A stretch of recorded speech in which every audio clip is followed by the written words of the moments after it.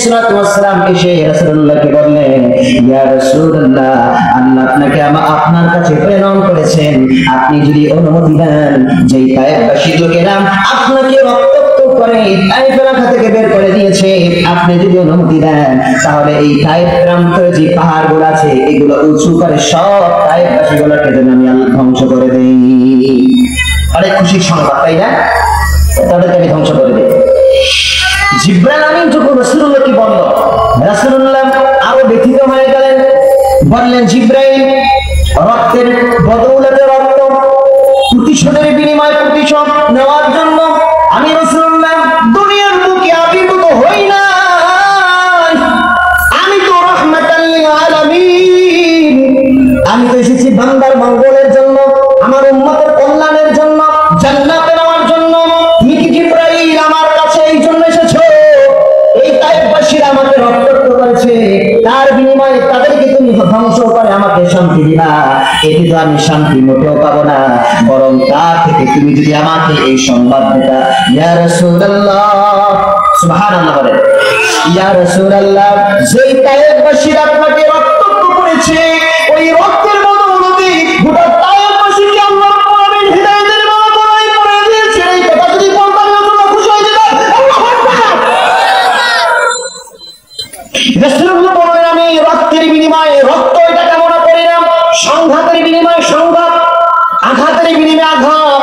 এই জন্য আমি রাসূলুল্লাহ পৃথিবীর বুকে আসি নাই।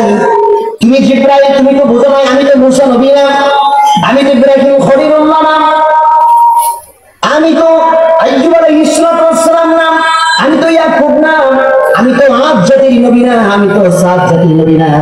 যেরকম ওই নবীরাও বলতো, কাযযাবাত ক্বাবলাহুম কওমু নূহ ওয়া আসহাবুর রাসসি ওয়া সামূদ ওয়া আদুন ওয়া ফিরআউন ওয়া ইখওয়ানু লূত ওয়া আসহাবুল আইকাতি ওয়া কওমু তুব্বা কুল্লুন কাযযাবার রাসূল ফাহাক্কা ওয়াঈদ।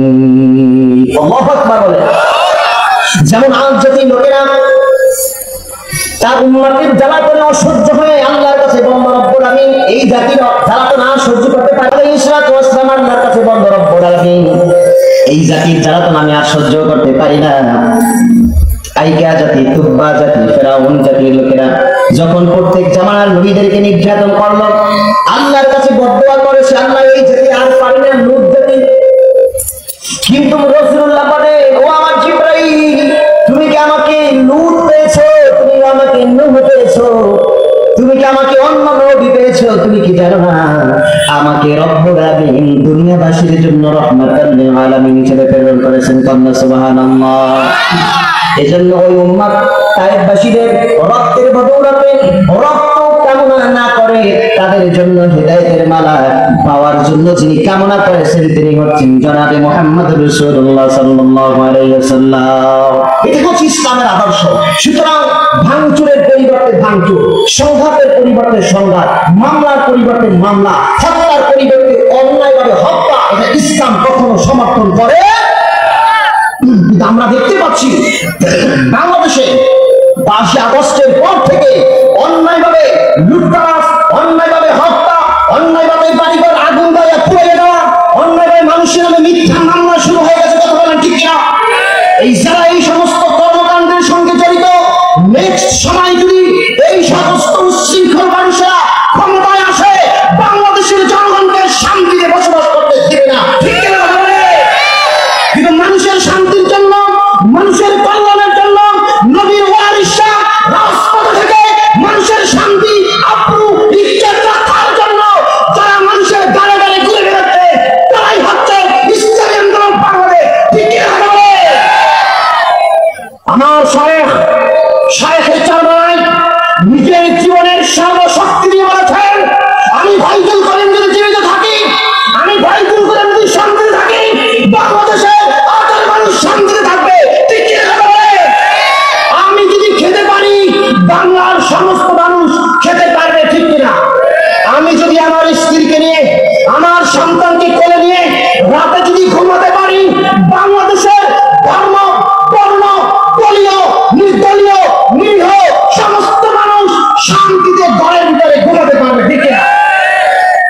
কেন তিনি ইসলামকে লালন করেন? কিসে লালন করেন বলেন?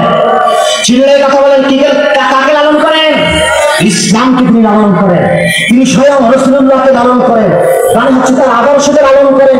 তার জিন্দেগি যেই পথে পথে চলেছে, শায়েখের চরমনায় কি শায়েখ শুদ্ধ গোটা বাংলাদেশের আমাদের যারা কর্মী বাহিনী আছে, ইসলামের বিরুদ্ধে সহিংসতার বশীভূত হয়ে, হিংসার বশীভূত হয়ে কাউর প্রতি আঘাত করে না, ঠিক না? এই ইতিহাস ইসলামী আন্দোলন বাংলাদেশের নাই। যেহেতু সাহাবাদের জীবনে যুদ্ধের ময়দানে গিয়েছেন, একজন সাহাবী বুকের উপরে আরেকজন কাফের উঠে বসেছে হত্যা করার জন্য।